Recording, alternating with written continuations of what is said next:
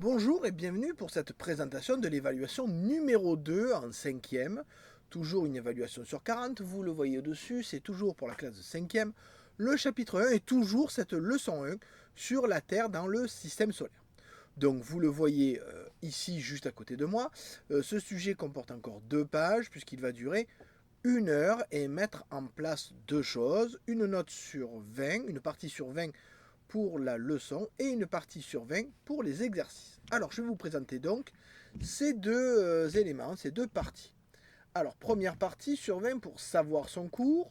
Vous avez donc les définitions de échelle de Richter, de plaque tectonique, d'atmosphère et d'hydrosphère sur 8 points, donc 2 points par définition. Question 2, je vous demande d'expliquer comment se forme un séisme.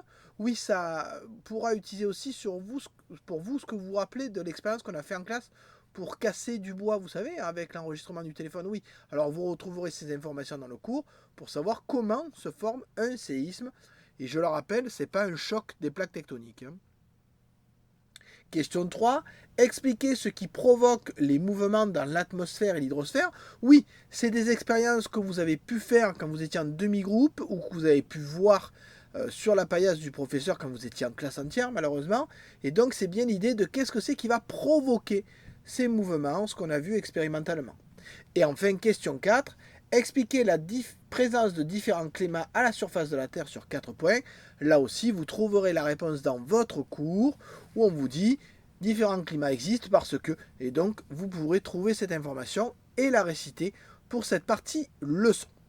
Donc voilà pour la partie leçon, je vais vous présenter les deux exercices, les trois exercices. Donc premier exercice, les séismes sont les marqueurs des limites des plaques. Vous avez appris que les séismes ont des vibrations des roches du sol, notamment avec l'enregistrement d'une cassure sur votre téléphone. Dans cet exercice, vous allez avoir à montrer ce que devient cette vibration une fois qu'elle s'est formée et se propage dans les roches. Nous, on avait vu ça avec une carte, souvenez-vous, où il fallait relier les points de même intensité.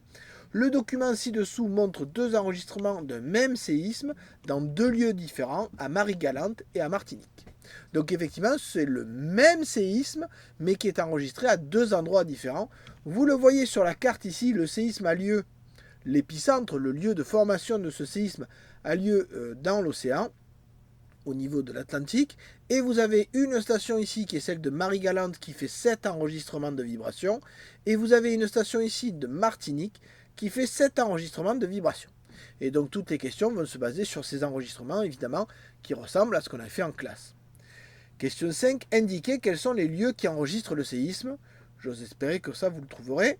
Indiquez en le justifiant si les séismes ont été, si le séisme a-t-il été enregistré en même temps dans les deux lieux. Donc évidemment, pour justifier votre réponse, vous montrez, vous indiquez ce que vous avez vu sur les documents qui vous permettent de donner la réponse.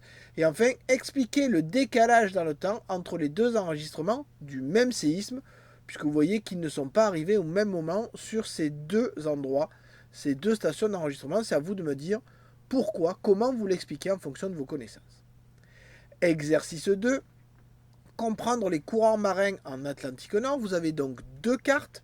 Une carte des vents dominants et une carte des mouvements de surface de l'océan. Et je vous demande à l'aide de ces deux cartes, en utilisant la méthode Pouek, donc je vous le rappelle, présentation, observation, explication et conclusion, donc 4 paragraphes à faire pour avoir les points, expliquer pourquoi on peut dire que les mouvements de l'atmosphère et de l'hydrosphère sont liés. Ça veut dire qu'ils vont un avec l'autre. Donc bien évidemment, vous présentez ces documents, vous dites ce que vous voyez sur un, vous dites ce que vous voyez sur l'autre, vous comparez ce que vous avez vu et vous pouvez en conclusion dire pourquoi on peut dire que les mouvements de l'atmosphère et de l'hydrosphère sont liés pour 5 points. Et puisqu'on parle de la méthode Pouek, vous allez vous retrouver à l'appliquer sur une expérience qui a été faite ici par d'autres élèves avec du matériel que nous n'avions pas mais qui ressemble à ce que nous avons fait en classe. Des élèves ont réalisé une expérience sur le mouvement de l'eau en classe. Le but était de comprendre ce qui provoque les mouvements de l'hydrosphère sur Terre. L'expérience correspond au fait de mettre de l'eau dans un tube en verre qui forme un carré et à chauffer un endroit avec une source de chaleur et à en refroidir un autre avec des glaçons. Les schémas ci-dessous représentent cette expérience et son déroulement dans le temps. Donc vous avez ici l'expérience, vous voyez le tube est un peu particulier puisque c'est un tube carré. Voilà, vous avez de l'eau qui est ici en bleu clair. Vous avez les glaçons qui sont à cet endroit-là. Vous avez de l'eau qui a été colorée. Oui, pour qu'on voit mieux. Enfin, ça, on l'avait vu en classe d'ailleurs. Et vous avez ici une source de chaleur qui chauffe cet endroit-là. Ça, c'est le début de l'expérience. T égale 0. Donc, c'est le début de l'expérience. Ensuite, vous avez la même chose 5 minutes après le début, 7 minutes et 10 minutes après le début de l'expérience. La source de chaleur et la source de froid n'ayant pas changé, bien évidemment. Donc, je vous demande, question 9, d'expliquer pourquoi il a fallu utiliser un colorant dans cette expérience, quel est son intérêt. C'est le même que celui qui a été explicité en classe. Et enfin, question 10, en utilisant la méthode POEC, présentation, observation, explication, conclusion, expliquer ce qui provoque les courants marins au niveau des océans. Là, on n'est plus sur des courants de surface, mais sur des courants en profondeur. Donc, je rappelle cette méthode. Présentation, vous dites ce qu'est ce document. Observation, vous dites ce que vous voyez aux différents temps de l'expérience. Donc, dites bien ce que vous voyez. Explication, vous dites ce que vous comprenez.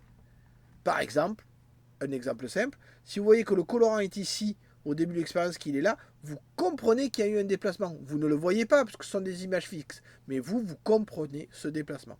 Et enfin, conclusion, vous répondez à la question qui a été posée, à savoir, qu'est-ce qui provoque les courants marins profonds au niveau des océans? Et cette question est sur 9 points.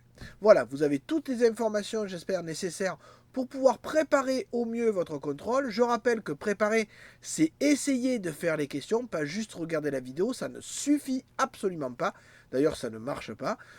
Si vous avez des questions, vous pourrez les poser quand nous préparerons le contrôle ensemble, ou alors vous pouvez les poser sur Pronote si jamais vous avez des doutes. Allez, je vous dis bon travail, je vous souhaite toute la réussite possible, et à bientôt.